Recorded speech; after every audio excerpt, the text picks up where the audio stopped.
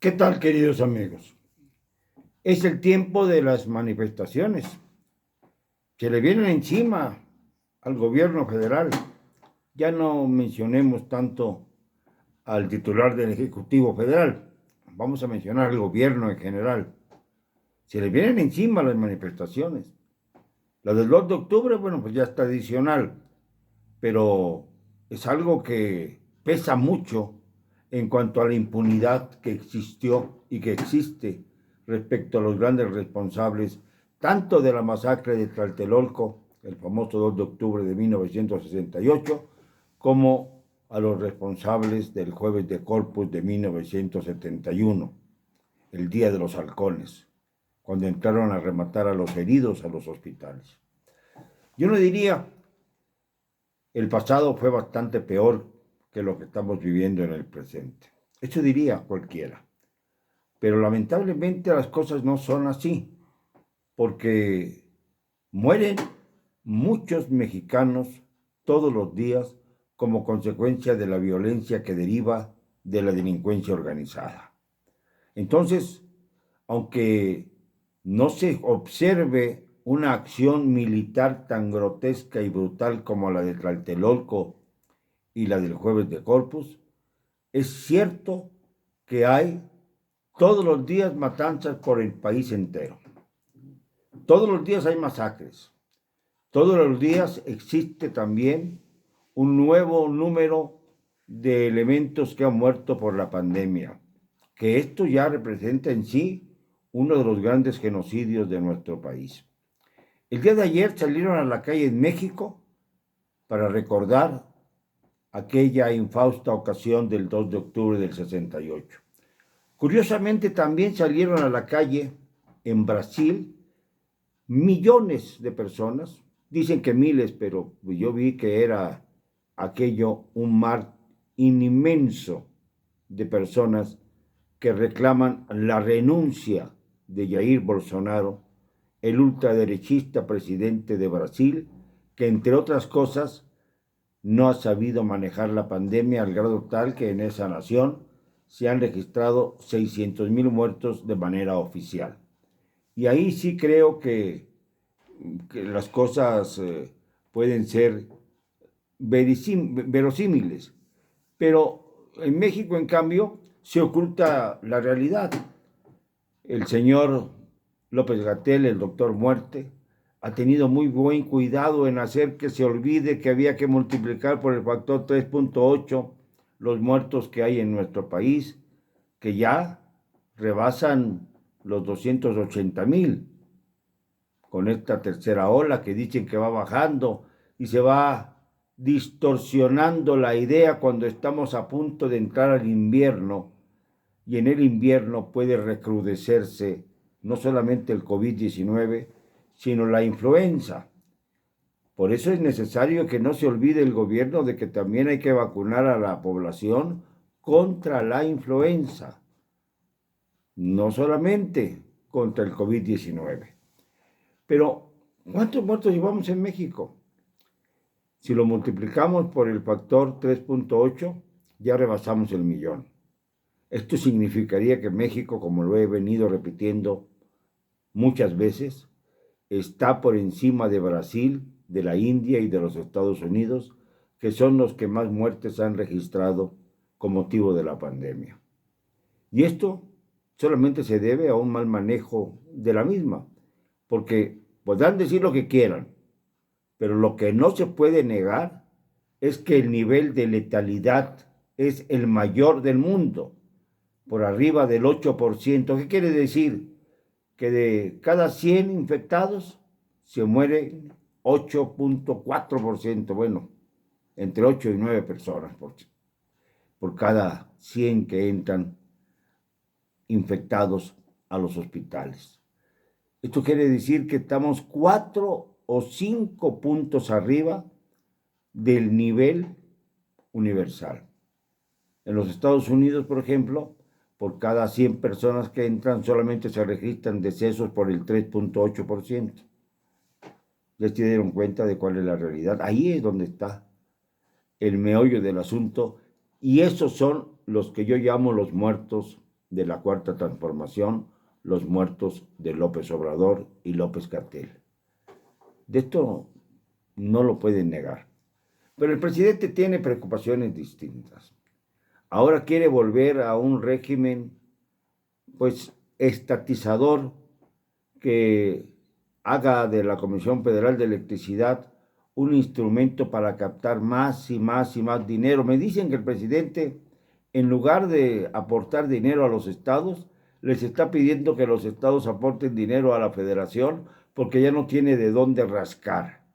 Y claro, con esto va a aumentar también el terrorismo fiscal a través del sistema de administración tributario, que ya puede uno ver si está o no dentro de la lista negra de los perseguidos por el SAT, que muy pronto podrán ser asfixiados por las deudas acumuladas que no han podido pagarse, entre otras cosas, por la maldita pandemia. Como no se ha trabajado, no ha habido ingresos suficientes y la gente no tiene recursos para seguir pagando impuestos que además no saben a dónde van a parar. La población es sabia y cuando los gobiernos no informan suficientemente sobre el destino de los tributos, inmediatamente la población se defiende como puede y deja de pagar los tributos y los impuestos. Esto es una cosa bastante lógica. Nadie quiere pagar para que le roben. ¿Está claro? Nadie quiere pagar para que le roben. Y esto es lo que está ocurriendo actualmente, que no hay suficiente información al respecto. Pero volvemos a la famosa iniciativa contrarreforma iniciativa para la cuestión eléctrica. Es una contrarreforma porque ya había habido una anteriormente. ¿Y qué pasa? Que empiezan los barullos políticos. Que si está el PRI negociando apoyar a Morena, si quiere el PRI sepultarse ya definitivamente, pues que lo haga y quedará ignominiosamente señalado como aquel partido que nunca pudo, pese a su estructura, a su gran edificio de ahí de Insurgentes Sur, ahí cerca de Buenavista, en donde, por cierto, en una de las contraesquinas ya hay una estatua de Colón, que quién sabe quién la puso. En fin, si esto quiere el PRI, sepultarse, o quiere más bien sumarse a Morena para ver si logra tener un poco más de vida política con algunos diputaditos y senadorcitos que pululen por ahí.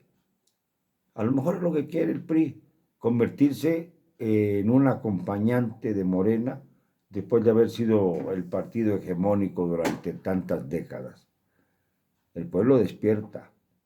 Tarde o temprano, el pueblo despierta.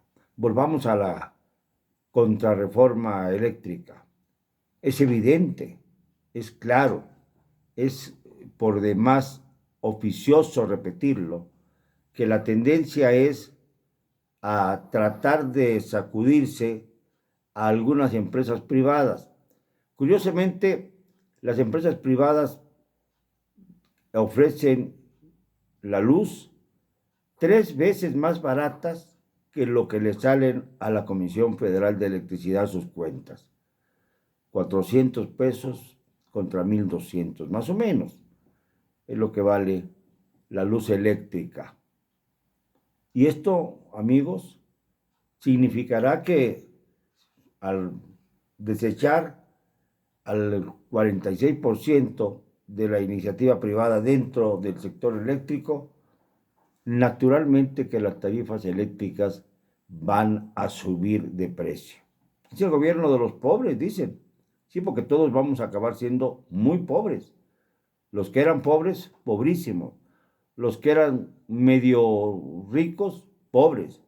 Los que eran ricos, medio ricos. Los multimillonarios, más multimillonarios. Porque estos son los que van a hacer la tarea especulativa para captar más recursos financieros, haciendo sociedades soterradas con el gobierno, entre ellos, por ejemplo, la delincuencia organizada. Porque resulta que ahora le están hincando el diente con esta contrarreforma eléctrica. ¿Qué creen? A lo que ya mencionábamos hace unos días, que era el elemento central para el futuro, el litio. ¿Qué es el litio? Es un mineral que al extraerlo puede funcionar perfectamente bien para agilizar la tarea de los teléfonos celulares, es decir, es un elemento fundamental para fabricar los teléfonos celulares, también para la fabricación de autos eléctricos, que evidentemente son el futuro y ya no los automóviles que usan combustible, es decir, el petróleo va a ir poco a poco reduciendo su valor y el litio va a ir subiendo su valor, porque también se puede utilizar para hacer televisiones, antenas parabólicas, etcétera, y etcétera. ¿Esto qué quiere decir? Que el litio es el metal más apreciado en el mundo actualmente. Y México tiene, afortunadamente, México es tan rico en recursos que da rabia como lo han saqueado. Pues México tiene, afortunadamente, suficiente litio en el norte del país, sobre todo, como para cubrir las demandas universales. Va a convertirse en uno de los principales proveedores de litio.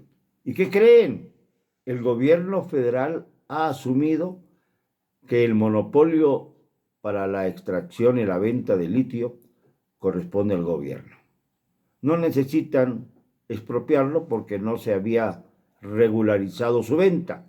Entonces, sencillamente, el gobierno va a vender exclusivamente el gobierno el litio a los países que lo importen. México se volverá un gran exportador de litio. ¿Para beneficio de quiénes? Esa es la pregunta. Para seguirle rascando dinero donde puede al presupuesto el señor López Obrador, para seguir excavando donde sea con tal de ganar dinero y poder proveer a sus proyectos absolutamente utópicos, absurdos, que seguramente no tendrán éxito en el futuro. ¿Para qué quiere más dinero? Se ha gastado todos los fondos de contingencia, se ha dejado sin servicios sociales a muchas comunidades, se ha olvidado a los niños con cáncer, se ha olvidado a las guarderías infantiles, se ha golpeado severamente a los trabajadores. Por eso las manifestaciones. Hoy, por ejemplo, hay una manifestación en contra de la decisión de la Corte de despenalizar el aborto. Y el próximo 9 de octubre, allí estaremos en la manifestación que organiza Frena para insistir en la revocación de mandato del presidente de la República. Yo ya me anoté a favor de la revocación.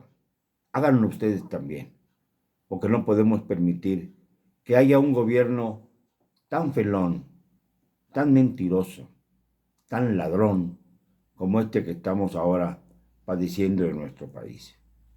Y una prueba de ello es esta contrarreforma eléctrica, que tiende, por supuesto, a acaparar los bienes de la nación una vez más. Es una especie de nueva estatización de la luz. Cuando se hizo en los años 60, por órdenes del presidente Adolfo López Mateos, la primera expropiación de la luz, pues de la energía eléctrica, eran tiempos distintos.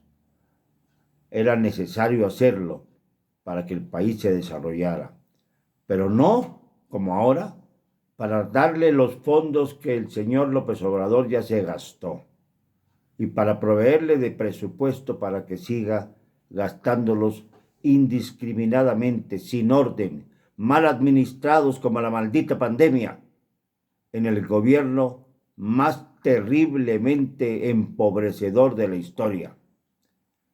Lo que le dan a los adultos mayores son migajas. Lo que verdaderamente importa es lo que nos ha saqueado el gobierno de la Cuarta Transformación. Perdónenme, no me van a callar. Y lo digo hoy siempre, con cero cobardía.